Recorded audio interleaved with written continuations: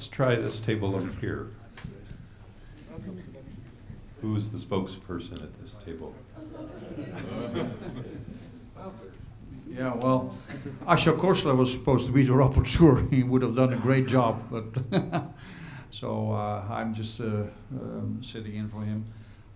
We had, I'm not going to give a coherent, integrated report. We had very good example from Nepal, where, you know, a very difficult armed struggle between rebels and the army more or less has come to a peace situation right now. Also thanks to the work of conservationists and environmental journalists, and organizing a conference where everybody got a chance to, you know, to present his position, which was an effective peace building operation using the media and using journalists.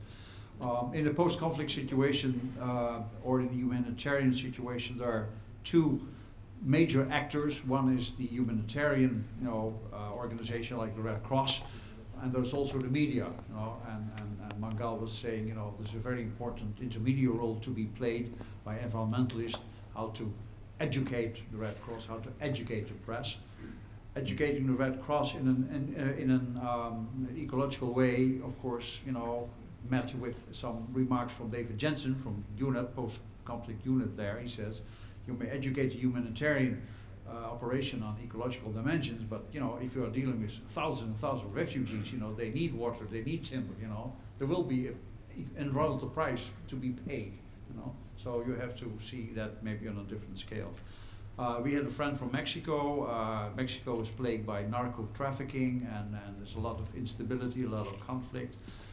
There's a role of the military, sometimes a negative role, corrupt role. Sometimes also a role of the military not being ecologically aware, so they do a lot of damage, maybe to control the instability there. Suzanne repeated, you know, very, you know, rightly so, the need for high-level contacts between the environmentalists and the security sector to indeed have a systematic program of environmental instruction from the environment to military people. And